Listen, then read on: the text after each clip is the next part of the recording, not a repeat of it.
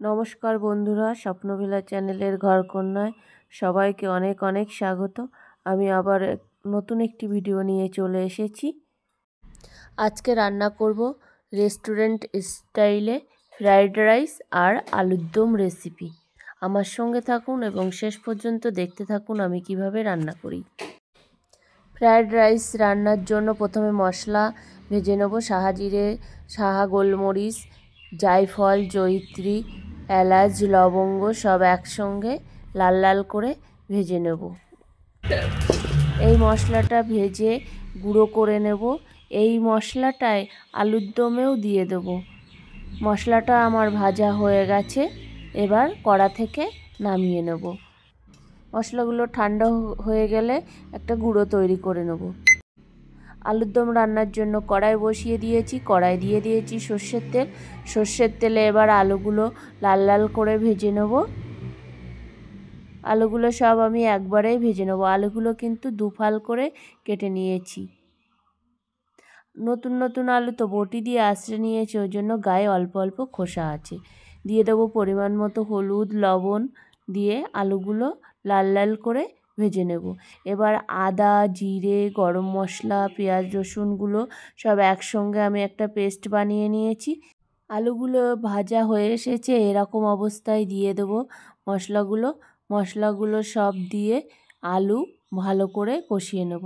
আলু কষানো আমার হয়ে গেছে, এবার দিয়ে দেবো অল্প জল। নতুন আলু তো আলুগুলো সিদ্ধও হয়ে গেছে। গ্রেভি ফুটে উঠেছে। আলুর দমের আলুটা আমি 10 মিনিট রান্না করে নেব।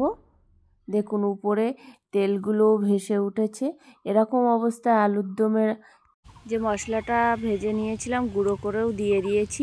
আলুর দম একদম আমি কড়া থেকে নামিয়ে দিয়েছি। আলুর দম পরিবেশনের জন্য রেডি। এবার আমি ফ্রাইড রাইস বানিয়ে নেব। ফ্রাইড রাইস বানানোর জন্য কড়া ধুয়ে ভাত রান্নার জন্য জল বসিয়ে দিয়েছি। জলে দিয়ে দিয়েছি লবঙ্গ, এলাচ।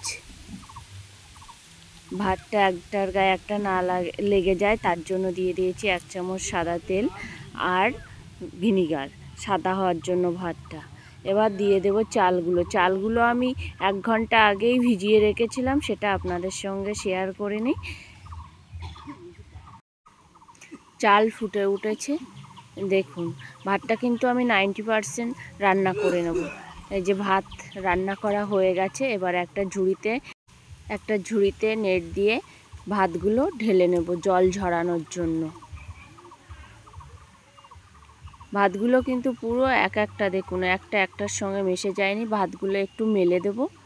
দিয়ে আমি কড়া বসিয়ে দিয়েছি আবার উনুনের পরে। এবার সবজিগুলো ভেজে নেব। সবজিগুলো আগে থেকেই কেটে রেখেছি। দিয়ে দিয়েছি সাদা তেল, তার মধ্যে একটু ঘি দিয়ে দিয়েছি, তাহলে সবজির ফ্লেভারটাও খুব সুন্দর হবে। প্রথমে গাজর ভেজে নেব। দিয়ে দিচ্ছি গাজর। সব রকম সবজিগুলোই আমি সব একে একেই ভেজে নেব।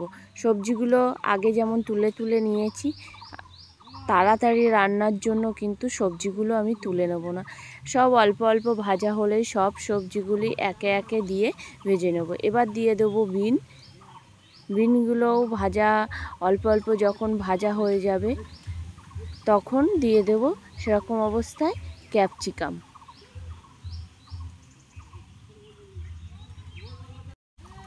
সবজিগুলো কিন্তু আমি খুব বেশি ভাজবো না, সবজির যেন নিজস্ব রং না হারায় সেরকমই ভেজে নেব। এরকম অবস্থায় দিয়ে দিচ্ছি কাজু বাদাম, কিশমিশ। এগুলো দিলে কি হয়, তাড়াতাড়িও হয়ে যায়, কিন্তু এক এক করে নামিয়ে ভাজতে তখন দেরিও হয়ে যায়। দেখুন ফ্রাইড রাইসটা আমি কত তাড়াতাড়ি কত কম সময়ের মধ্যে রান্না করছি। দিয়ে দেবো মটরশুঁটি। যদি ভিডিওটি ভালো লাগে তাহলে অবশ্যই আমার পদ্ধতিতেও একবার আপনারা বাড়িতে ট্রাই করে দেখবেন। অবশ্যই খুব তাড়াতাড়ি রান্না হয়ে যাবে এবং ভালো লাগবে। সবজিগুলি আমার ভাজা হয়ে এসেছে। সবজিগুলো কিন্তু দেখুন কেউ কারো নিজস্বতা রং হারায়নি। সবজিগুলি এরকম অবস্থায় আমি তুলে নেব একটা থালার মধ্যে।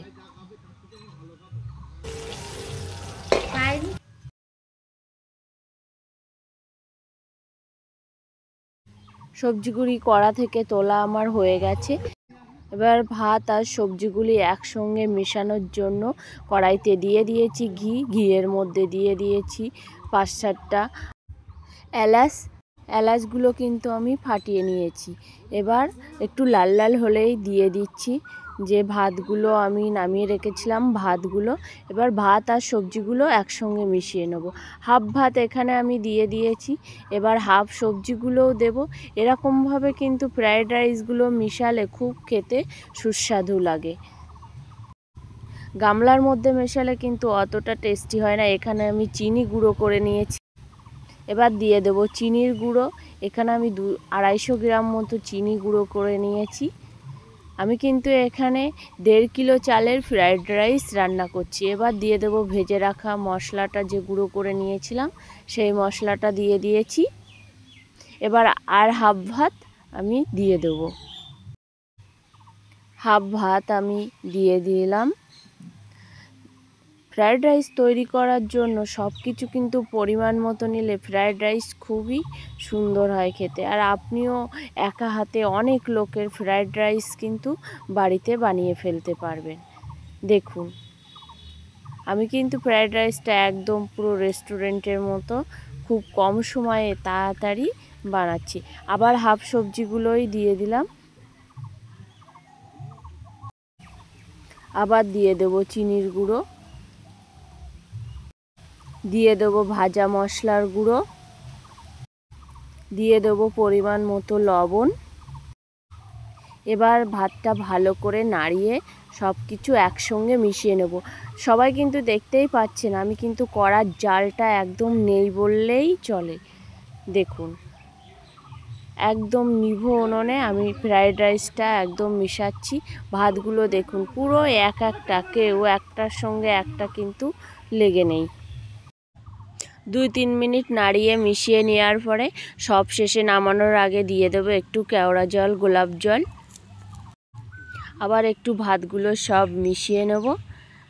গরম গরম ফ্রায়েড রাইস, আলুর দম একদম আমার পরিবেশনের জন্য রেডি। রেসিপিটি ভালো লাগলে অবশ্যই বাড়িতে একবার হলেও ট্রাই করবেন। দেখা হচ্ছে অন্য আরেকদিন অন্য আরেকটি রেসিপিতে। পুরনো বন্ধুরা অবশ্যই পাশে থাকবেন, নতুন বন্ধুরা সাবস্ক্রাইব করবেন। আর নিত্য নতুন রেসিপির আপডেট পেতে বেল আইকন বাটনটি বাজাতে ভুলবেন না। ভালো থাকবেন, সুস্থ থাকবেন। ধন্যবাদ, টাটা।